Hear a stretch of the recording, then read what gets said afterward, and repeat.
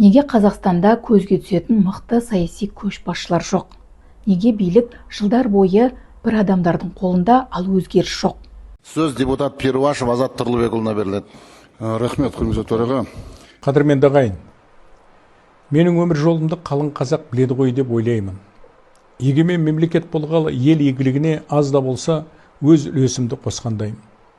Әрине, ауыр жол атыңды сынайды, қиын іс адамды сынайды деген.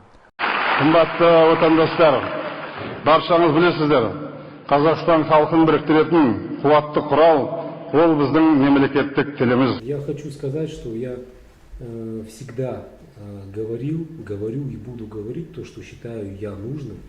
Мүмкін халықты шын мәнінде таңдау жоқ шығар.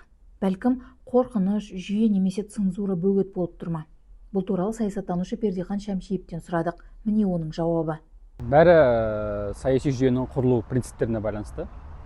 Біз Қазақстанда қандай саяси жүйе құрылды осы уақытқа дейін және қалай қазір құрылып жатыр.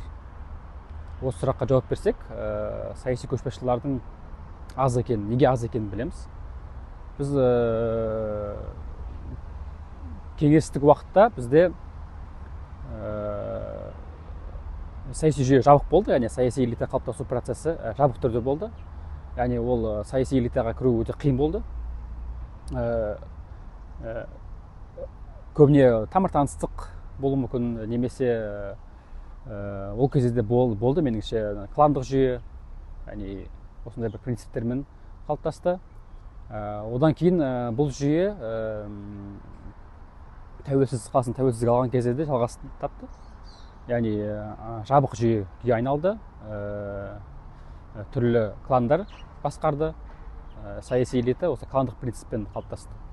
Бұл саяси элитаның жаңармауына алып келді. Яғни бір жерде тұрып қалады, яғни оны қалай түсіндіреміз? Мысалға суды алатын болсақ, ағын суды алатын болсақ, егер су ағынды су болатын болса, ол таза су болады. Ал егер ағынсыз тұрып қалатын болса, ол иісі шығып кетеді. Қарапайым тілмен иісі шығып кетеді. Тура сондай, бұл саяси жүйеде сондай. Үнемі жаңарып отыру керек. Бір адам билікте 30 жыл отырмау керек. Ары кетсе екі мерзім. Енді Франклин Рузвельт бекерге ондай өзінен кейін осындай бір бастама көтермеді ғой. Яғни президенттер екі рет отыру керек. Екі мерзім отыру керек. Ары кетсе 30 жыл отырса, ол тек өзінің ғана жолын емес, өзгенің де жолын жабады. Сонда біз ешқашан шынайы сенім ұялататын көшбасшыны көрмегенбіз бе? 30 жыл бойы тиімді саясаткердің тиімді болғаны қаладық, бірақ ондай қандай неге алып келгенін біз көрдік. 2022 жылы қаңтар оқиғасы болды.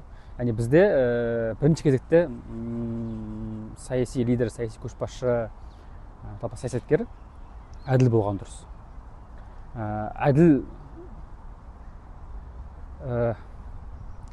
негізі жемқор адам сол әділдіктен қорқады ғой. Сондықтан әділ басшы болса бізге тиімдірек. Әділ басшы болған кезде ғана бізде халықтың әлеуметтік жағдайы артады. Одан кейін елде заң және тәртіп орнайды. Әділ басшы болған кезде ғана. Ол әділдік ол тек өзінің қарамағындағы, қол астындағыларға ғана емес, өзіне бірінші кезекте әділ болу. Бұл мұндай мысал бізде тарихта, адамзат тарихында болған. Мысалға Сингапурды алайық. Сингапурдың көшбасшысы Ли Куан Ю. Ол тек өзінің қол астындағыларға ғана әділ болған жоқ. Ол өзіне, яғни өзінің отбасына да әділ көзқараста болды. Яғни ол кісі айтқан ғой кітабында, үшінші әлемнен бірінші әлемге деген. Менде екі жол болды дейді. Біріншісі отбасымды байытып Форбсқа енгізу, отбасы мүшелерін. Екіншісі халқымды байыту. Мен екінші жол таңдадым дейді. Сондықтан бізде осы жолмен жүргеніміз дұрыс сияқты. Бізге әділ басшы керек. Әділ басшы болған жерде экономикалық даму да болады, дамыған елдерге де қосыламыз болашақта. Біз саясаткерлерге неге сенбейміз? Себебі бізді сенуге үйретпеді ме? Жоқ әлде олар әлі сенімге лайық бола алмады ма? Мүмкін елге шынымен сендірер саясаткердің өзі де жоқ шығар. Пайда болады деп айту қиын саясаткерлердің, яғни батыстық форматтағы саясаткерлер деп айтамыз енді.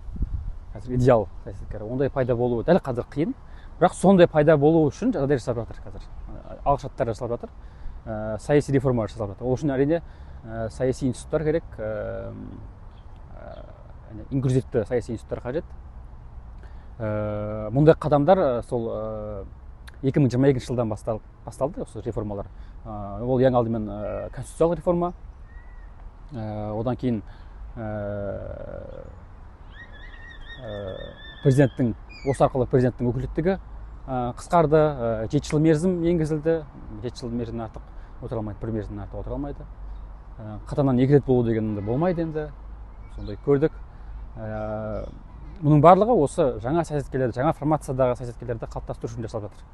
Яғни бұның нәтижесі дәл қазір нәтиже бермейді.